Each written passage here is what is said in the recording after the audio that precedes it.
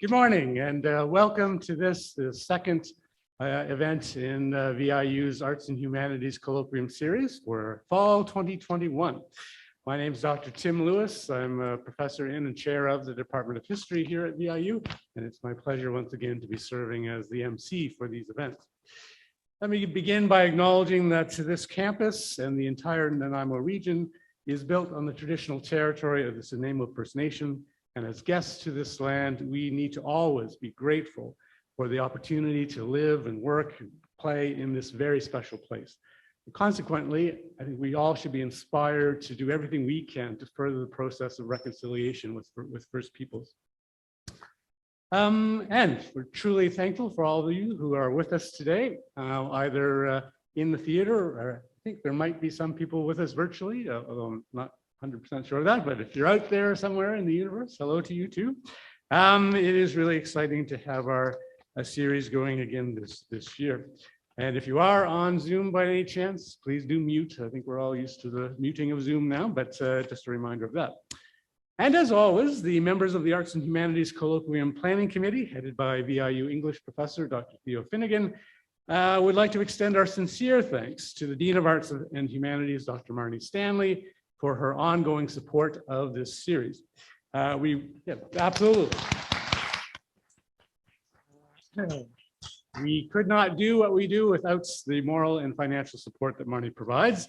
And as is tradition, or at least it's become something that can't be stopped, I often do little musical salutes to Marnie in honor of her great role. And in particular, given that the theme for the day is Queen and Queen scenes, I've chosen to rewrite the chorus from the early 1980s hit by Juice Newton entitled Queen of Hearts, or Playing with the Queen of Hearts, turned it into Marnie is the Dean of Arts.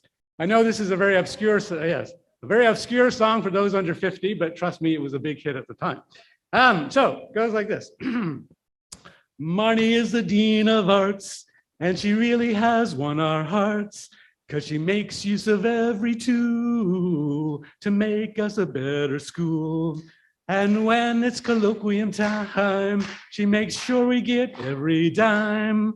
So we have no funding blues and can keep on talking to yous. Yes, Marnie is the Dean of Arts, and we benefit from her smarts, 'cause she makes use of every tool to make us a better school. Marnie is the Dean of Arts, people, yes. All right, very good, very good. You're in a fine audience forum there and very forgiving. Now, please join me in welcoming to the stage Dr. John Hill, coordinator of the VIU Writing Center, as he will be introducing today's featured speaker, Professor Eliza Gardiner, chair of the VIU Theater Department. John Hill, come on down. Follow then. Well, it's great to be here, and I'm very happy to be introducing Eliza. I guess I've regarded Eliza Gardiner with admiration for many years now. I think she seems to me to embody the ideal VIU professor through her sort of unending hard work. She contributes to the university through her committee work, such as her diligent efforts on the View for Human Rights Committee, her current service on the Senate, and also through her contributions to the wider community, such as, for example, taking theatre production into the prison system. There are her always impressive student productions, the teaching of theatre studies here at VIU. And as we see today, she's maintained her intellectual inquiry into her subject, and particularly ancient Attic theatre. And we've seen that in previous colloquia too. And I know her best as a calm, thoughtful, supportive, and insightful writing center tutor. But along with her academic career, Eliza's had an impressive parallel career in professional theatre. And when she left her position as general manager at Nanaimo's Theatre One, she told the Nanaimo News Bulletin, quote, "I started to get a little more courageous and helped to choose some shows that push the envelope a little bit, because that's my thing, the socio-political power that theatre has over the centuries, over the millennia really, to impact a culture and a civilization." And I think such an impact is clear in Aeschylus's Aristea, which Eliza will be discussing today. For example, John Pickering's play based on Aeschylus's work, A New Interlude of Vice Containing the History of Orestes, came out in 1567 and was possibly performed at the English court that same year. And interestingly, this was the year of the murder of Mary, Queen of Scots' royal consort, Lord Darnley, a key part of the events of her downfall.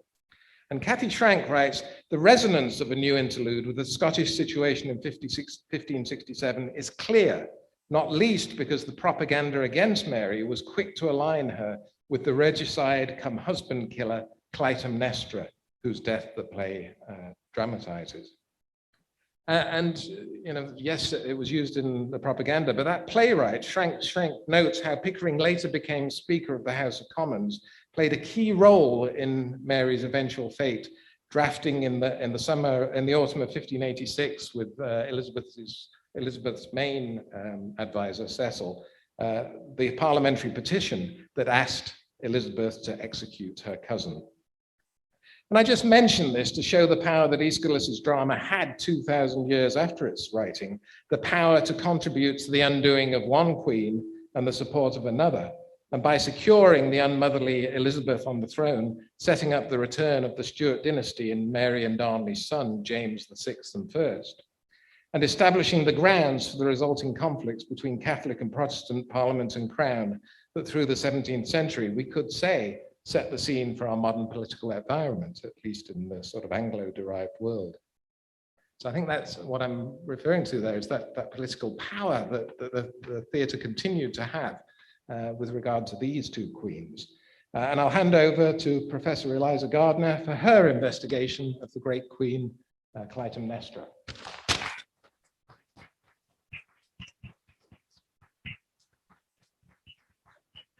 Thank you, Sean. Hi, everyone. I'm so happy to see you today. What a pleasure to be here in Malaspina Theatre on the traditional territory of the Nanaimo people. It's my pleasure to be presenting the second Arts and Humanities Colloquium of this academic year, and I very much appreciate the warm welcome that our introducers have given you, our live audience, as well as our Zoom attendees.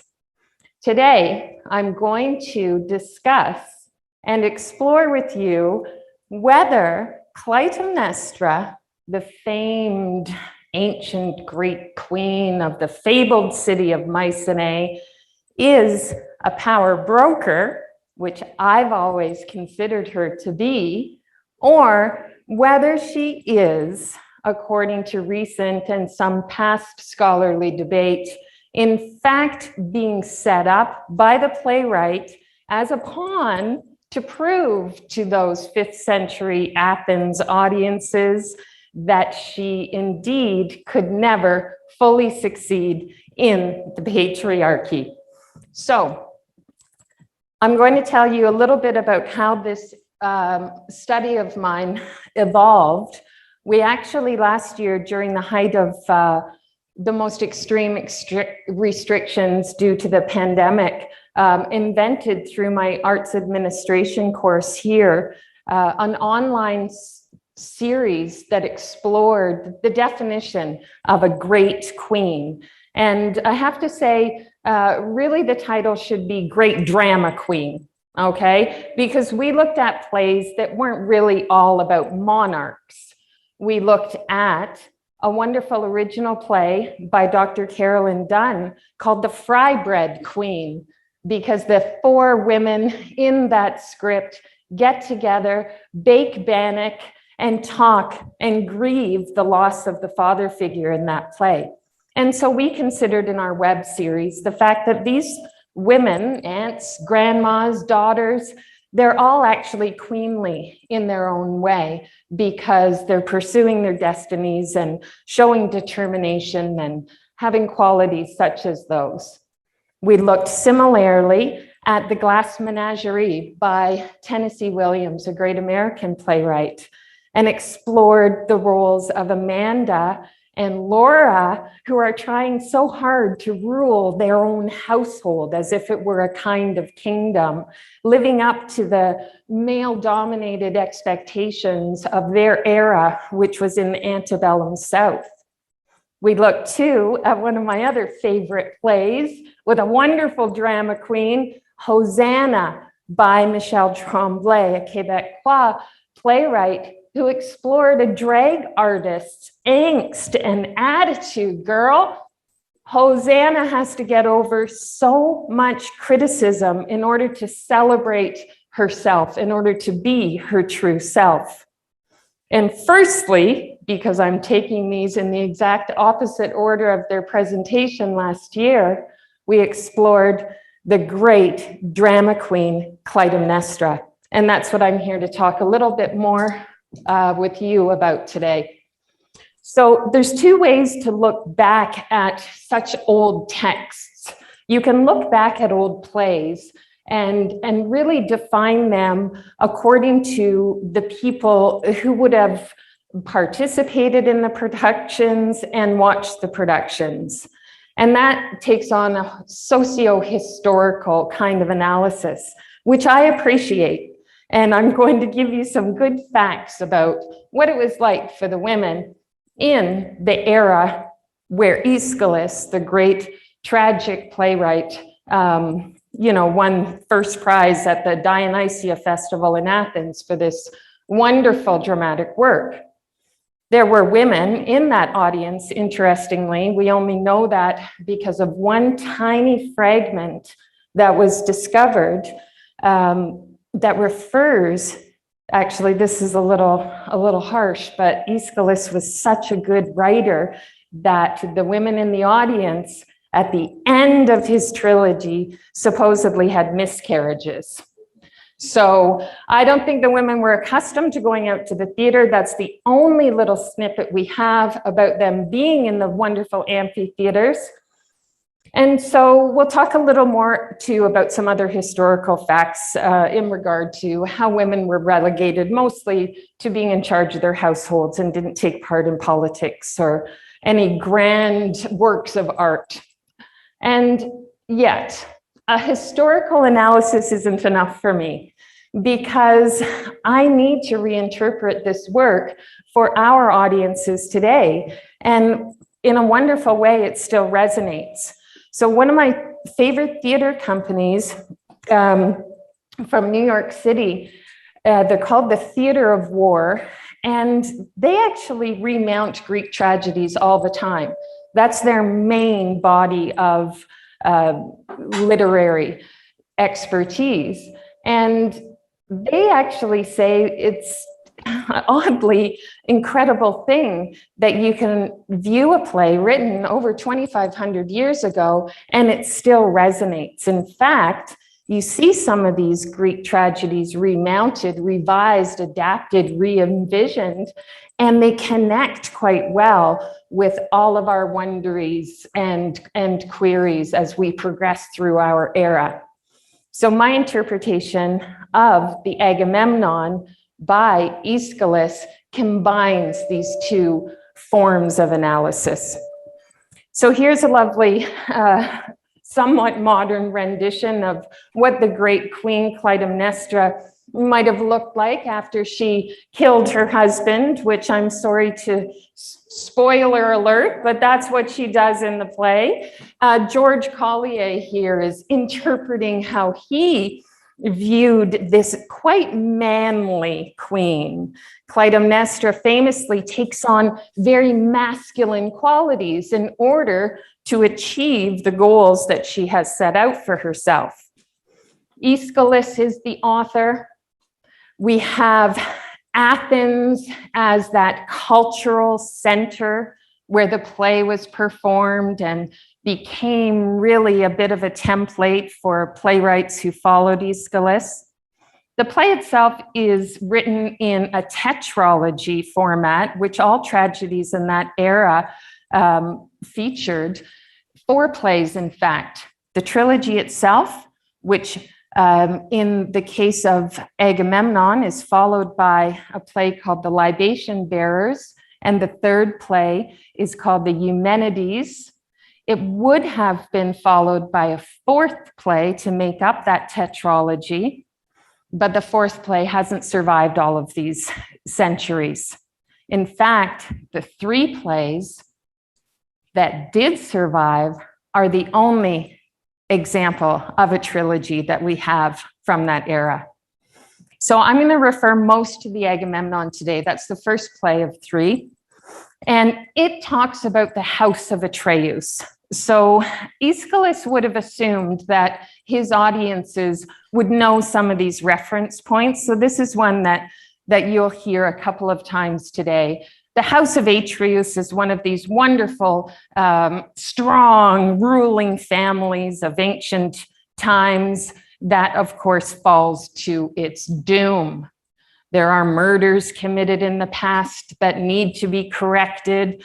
Someone tries to correct those wrongs and ends up committing another heinous crime. So that one also has to be attempted to be perfected. And of course, that results in the downfall of yet another character. So it's a wonderfully dynamic family that the Greeks in that era would have viewed as partly mythological and partly true. And this is where it becomes a little bit of a conundrum to study this era, because I'm going to be talking about it as if it really happened, but it didn't. The castle, the palace at Mycenae really does exist. So of course, I'm imagining Clytaemnestra on the battlements, in the stone parapets that still you can visit as a wanderer through the Greek mainland. But this family also has really connected with the imagination of the playwright. Aristotle is one of my other favorite Greek authors.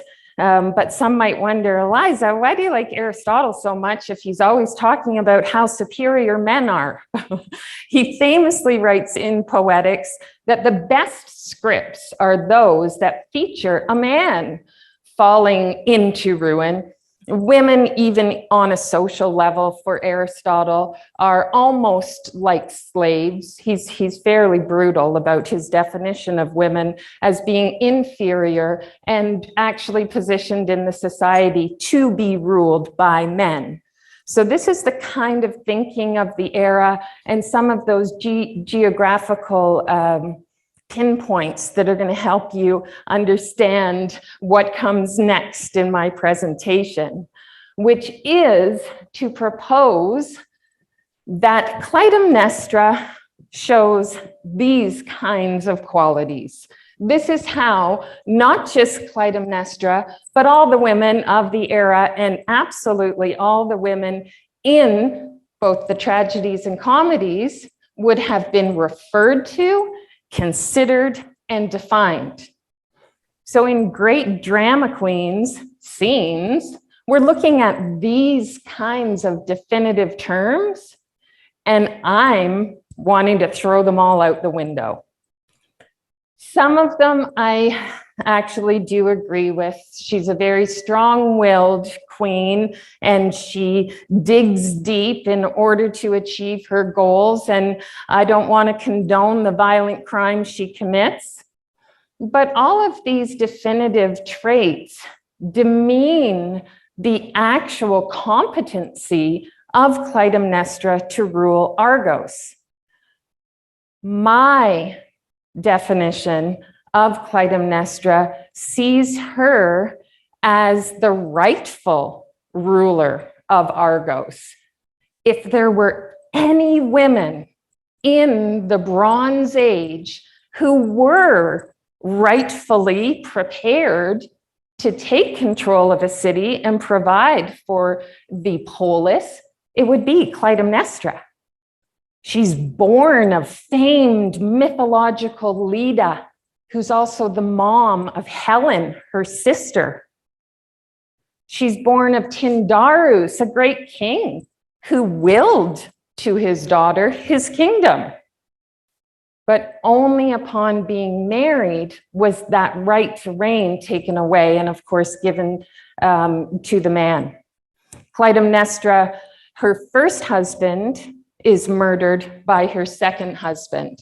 So she's coming into her decade of reign with a lot of trauma in her past. And so I'll talk later about her suffering. This is one of the images that Clytaemnestra is described as. To me, it's cute as a button. My mom would refer to this creature as a push me, pull you.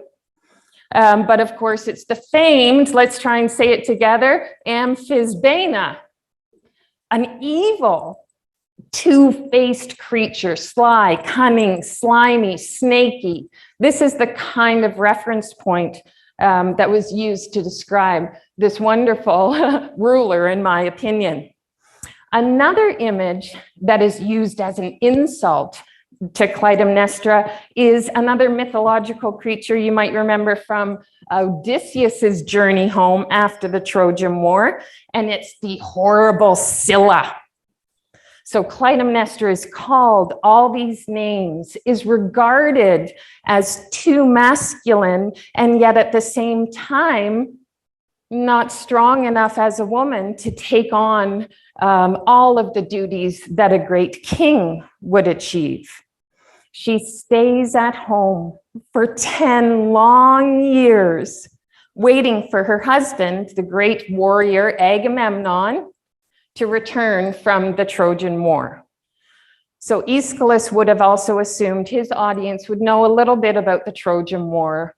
And so for you, I hope you've been maybe exposed to this through the Brad Pitt movie, Troy, one of my favorite renditions, as inaccurate as it is in some places.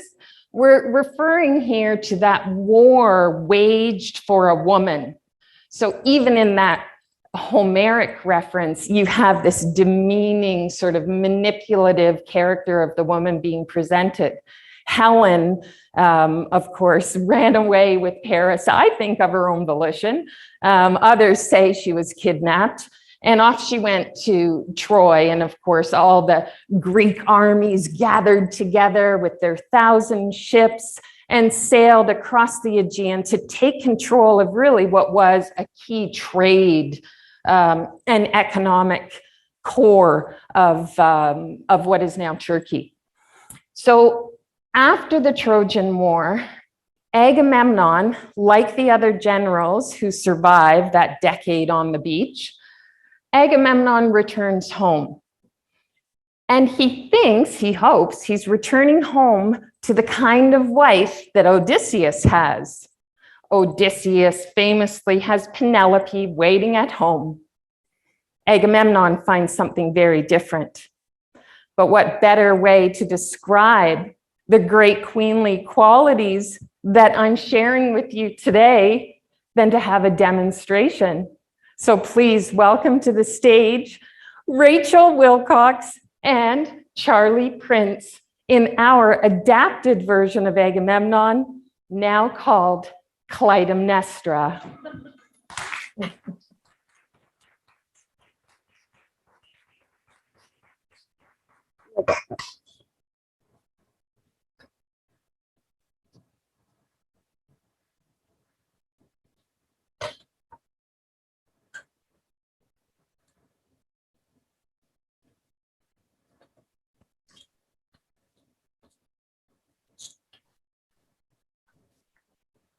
I pray the gods will give me some relief and end this weary job. One long, full year I've been up here on this rooftop at the palace of the sons of Atrius. I've come to know the night sky, every star, the powers we see glittering, bringing winter and summer to us all. As the constellations rise and sink, I'm still looking for that signal flare, the fiery blaze from Troy, announcing the city has been taken. These are my instructions from the queen. She has a fiery heart and a determined resolution of a man. Fiery gleaming in the night, what a welcome sight. Light of a new day, you'll bring on many dancing choruses. Here in Argos, we celebrate this joyful news. It's over, wake the queen, Clytaemnestra. Clytaemnestra, we've come here in deference to your royal authority. With our king far away, the man's throne is empty. We've come to pay allegiance to his wife, the queen. We'd really like to hear the news and whether what you've heard is good or not. You will hear great news, greater than all your hopes. The Argives have captured Priam city. What's that you say? I misheard your words. What you've just said, it defies belief. I say Troy is now in Achaean hands. Is that clear enough? Is this report reliable? Is there proof? Of course there is. Has some vision persuaded you of this? Something in a dream, perhaps? As if I'd listened to some dozing brain. How do you know that the city was captured? A bright blaze sped here from Troy. Messenger flames racing from one beacon to the next, from Ida to Hermes Rock in Lemnos, then to the summit of Athos, sacred to Zeus. Arcing high, the signal light sprang across the sea, exulting in its golden, fiery power, rushing on and on like another sun, passing the message to distant watchtowers.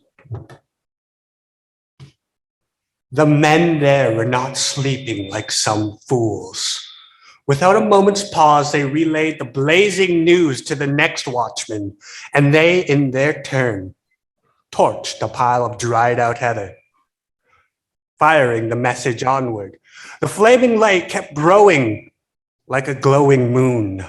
It jumped across the plain of Asopus, up to the ridges on Mount Kithaeron, where those watching did not neglect their work.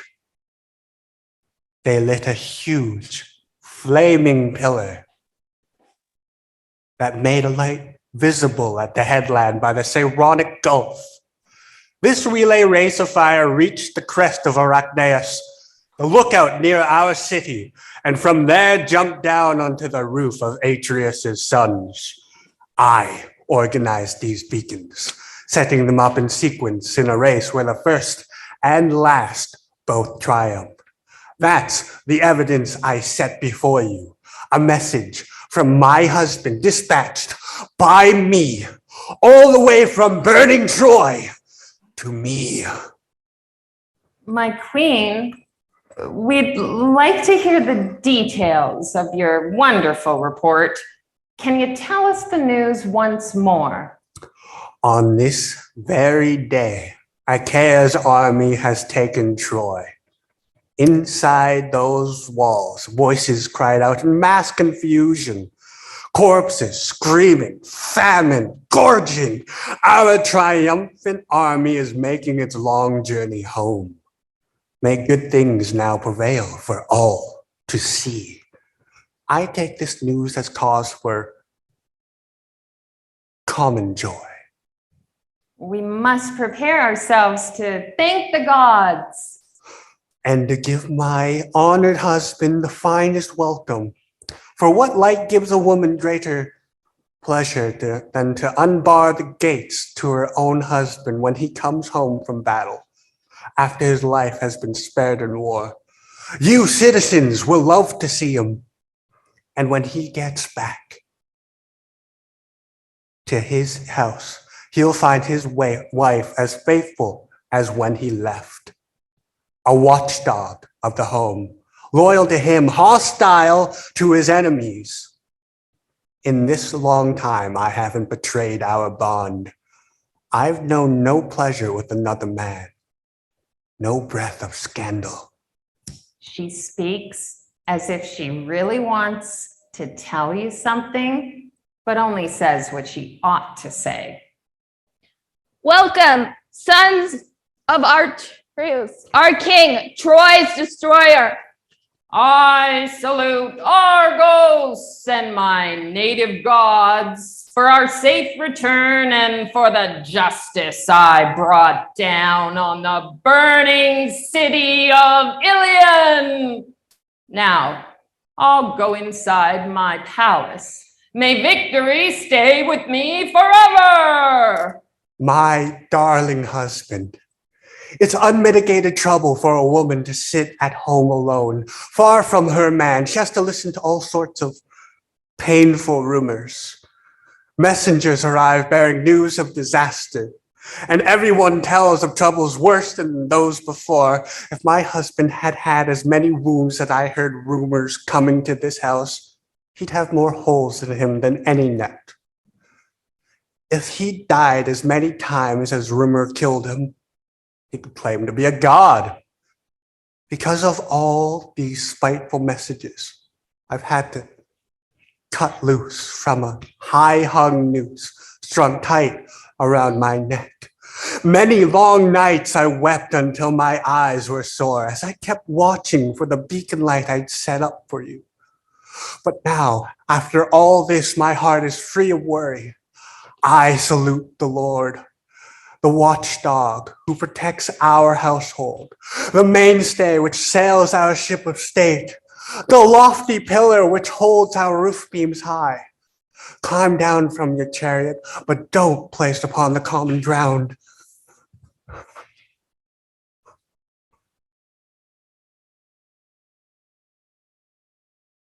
The foot that stamped out Troy, step on these tapestries here on the ground. Here is your path, covered in crimson. Daughter of Leda, and Tyndarus, sister of Helen, guardian of my home. Your speech was, like my absence, far too long. Don't puff me up with such female honors or grovel there before me, babbling tributes. Don't invite envy to cross my path by strewing it with cloth. That's how we honor gods, not men. For a mortal man to place his foot on rich embroidery is not without much risk. Honor me as a man, not as a god. Don't flout what I've arranged. I won't go back on what I said. What do you think King Priam would do? He'd have walked across these tapestries. The happy conqueror should let himself be honored. Well, that's the sort of victory you value? Be strong and yield to me of your own consent. Well, if that's what you want, quick, get these sandals off. They've served my feet so well. As I walk on these carpets, dyed red in the sea, may no god catch sight of me and strike me down. You've talked me into this. I'll proceed into my palace, treading on this scarlet pathway. Apollo, where am I? What house is this? No, a house that hates the gods, a house full of death. Oh, evil woman, your own husband, the man who shares your bed. Once you washed him clean, there in the bath. How can I describe how all this ends? She's stretching out her hand, and now her other hand is reaching for him. What's that apparition? Is that death's net? No, she's the net, the one who sleeps with him, murder's willing agent. A trap! He's collapsing in the bath. I'm telling you what's going on. He's being murdered in there. While bathing, a plot to kill him. Agamemnon will soon be dead. Poor Cassandra, captured princess of Troy. While you pity me, your king will be killed. What man would commit such a crime? What man? You've completely missed the point. You failed to understand my prophecies. Help me! I'm hit a deadly blow. I'm hit again, a second blow. My death has come to me. Before this moment, I said many things to suit my purposes. I am not afraid to contradict them now. How else could I act on my hate for such a hateful man who feigned his love? How else prepare my nets of agony so high that no one could jump them? I brooded on the struggle many years, and my long delayed moment has come at last. I achieved what I set out to do. I did all this. I won't deny the fact. I stabbed him twice. He gave out 2 groans.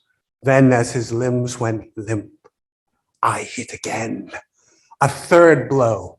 My prayerful dedication to Zeus, underground protector of the dead. He collapsed, snorting his life away, spitting great gobs of blood all over me, drenching me in showers of his dark blood. And I rejoiced. What you say, I find incredible. How can that tongue of yours gloat like this, exulting over your dead husband? You cut him down, so now you'll be thrown out, exiled from the city, a hateful thing to your own people. You'd sentence me to banishment, curse me, send me from my city. He sacrificed my daughter. You should have banished him from Argos in punishment for that polluting crime. Let me caution you, I'm prepared to fight you head to head. If you win, well, then you can govern me. But if I prevail, well, then you old men will learn to behave yourselves. You're too ambitious, far too arrogant. Blood-drenched murder has made you mad. Your eyes are full of blood. You'll pay for what you've done. I exacted justice for my child. I will never walk these halls in fear. Agesta stokes the blazing fires in my hearth, and he's as loyal to me now as always. My shield. No man to trifle with. He boosts my confidence. What a glorious day of retribution! How it fills my heart with joy to see Agamemnon dead. I planned each detail of this murderous scheme to avenge my family. You're contemptible, Aeschylus. You weren't even brave enough to kill the man yourself. Clearly, it was the woman's role to trick him. You coward. Stop this. No more trouble. Leave them their feeble yelping. You and I control the house. We'll put things in order.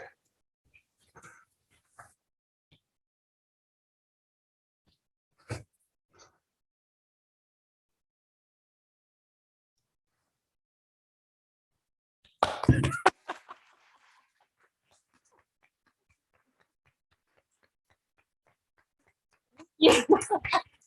you. Take one more look at Charlie Prince as the great Clytaemnestra. Rachel Wilcox was on stage as well. Good job. Thanks so much. And so, because my discipline is the performing arts, what better way to prove my thesis than to show you my impression of the queen? Did you like her? Is she too much like a man?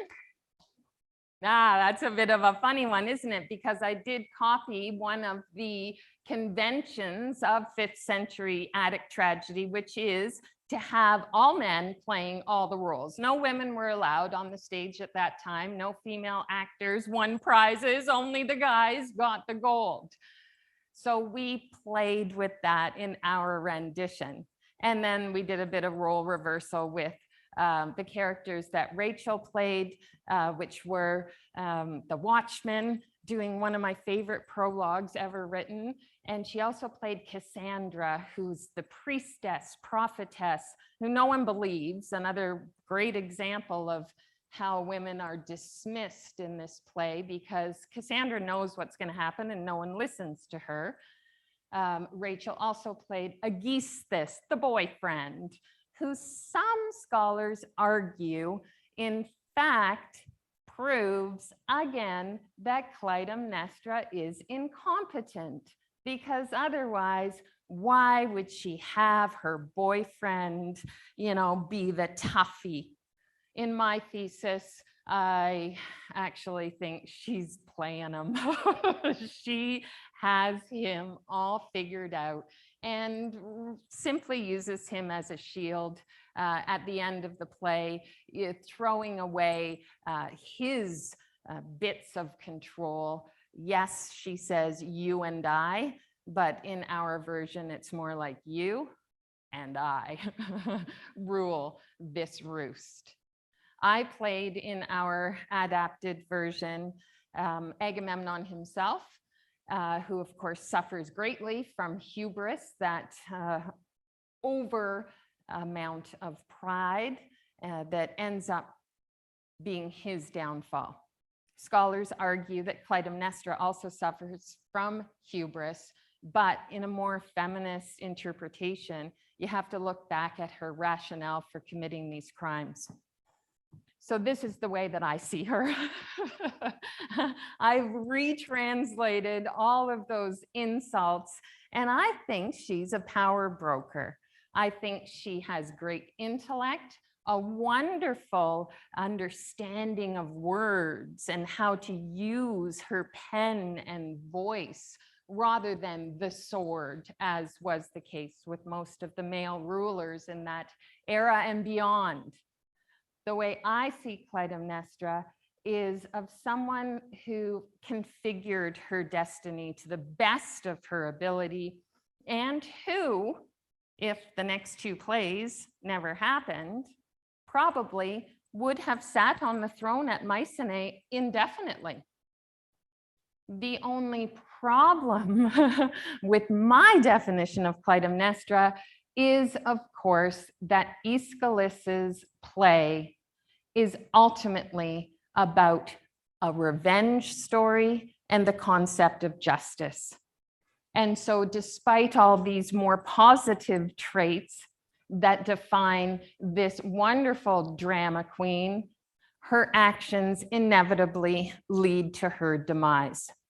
And so for some of you who know the story of what comes next, because of the crime that Clytaemnestra committed, there has to be another attempt to end the cycle, to end the bloodlust, and to stop the violence. And so her daughter and son conspire against her and successfully kill her. And then the doomed House of Atrius has indeed reached its full cycle. And after that, things can be at peace. So without those two final plays and the plot line extending itself through the libation bearers and the Humanities, where the Furies hound Orestes to commit this matricide, if that hadn't happened, I do think that Clytaemnestra holds the qualities to govern her state, and shouldn't be referred to as that snaky, conniving, scheming, witchy character. Just because you're a strong woman doesn't mean that you're a villainous, aggressive spirit that is there to ruin everyone's lives. And so her crime itself and the thesis of revenge and justice in the play.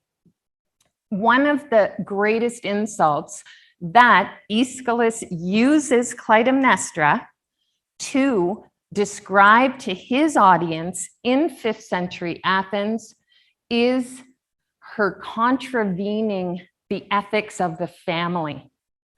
And this is a great a great crime.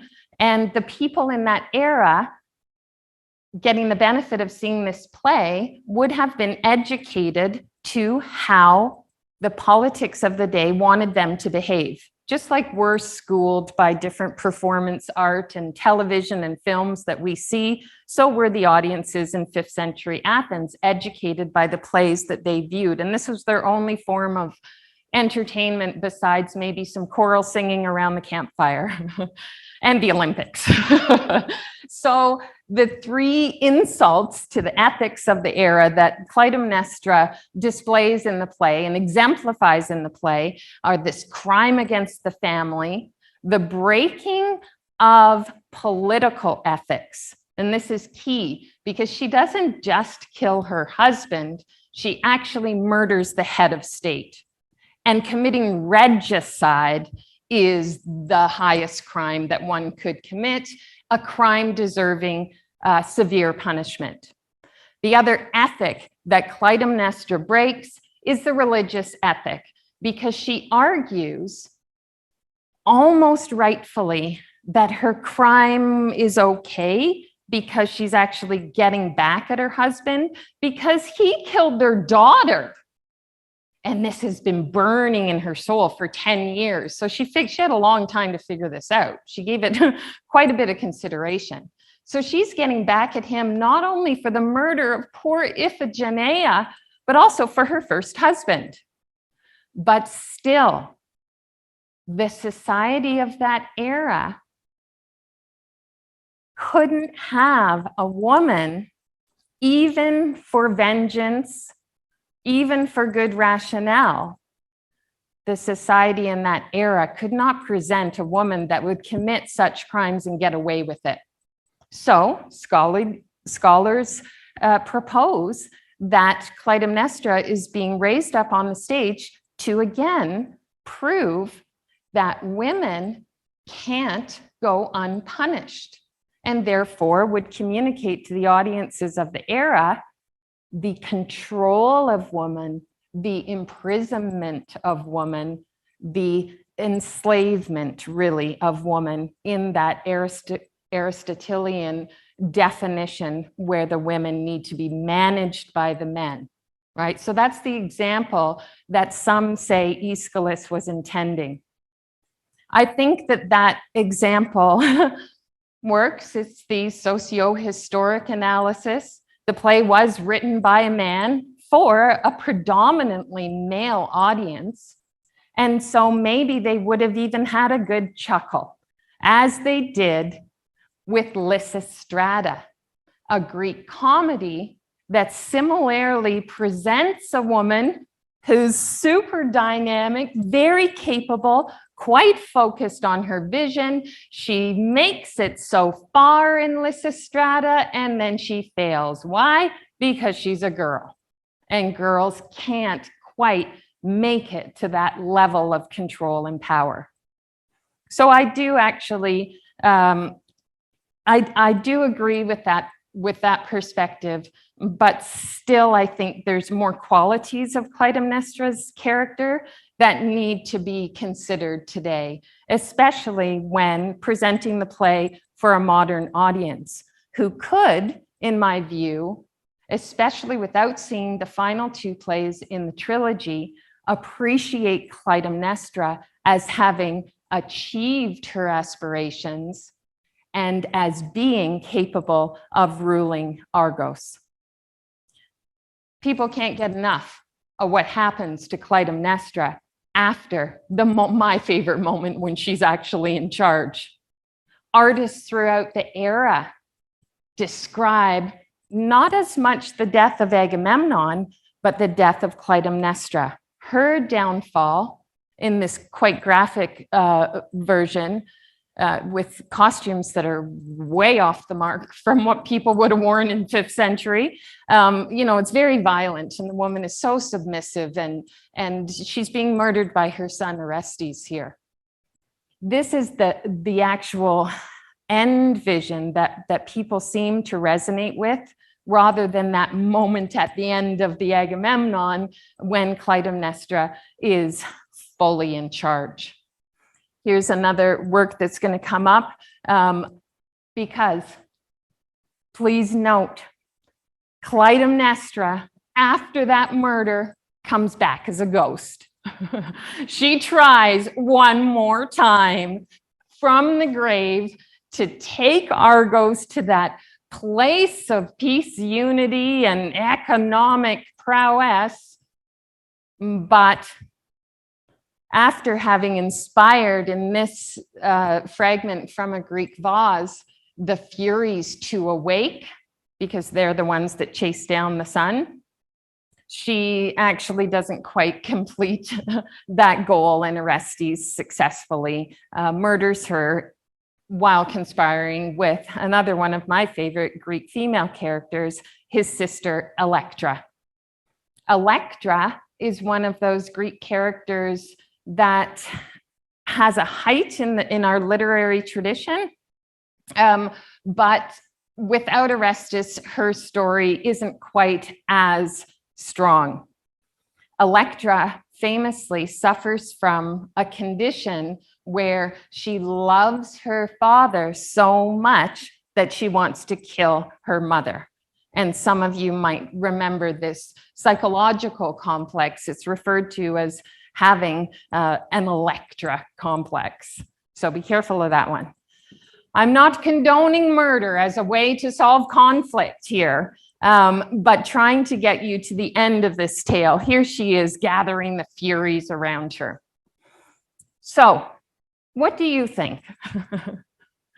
Do you think Clytaemnestra in Aeschylus's Agamemnon is weak, sly, cunning, foolish, sneaky, a little bit on the dumb side, perhaps?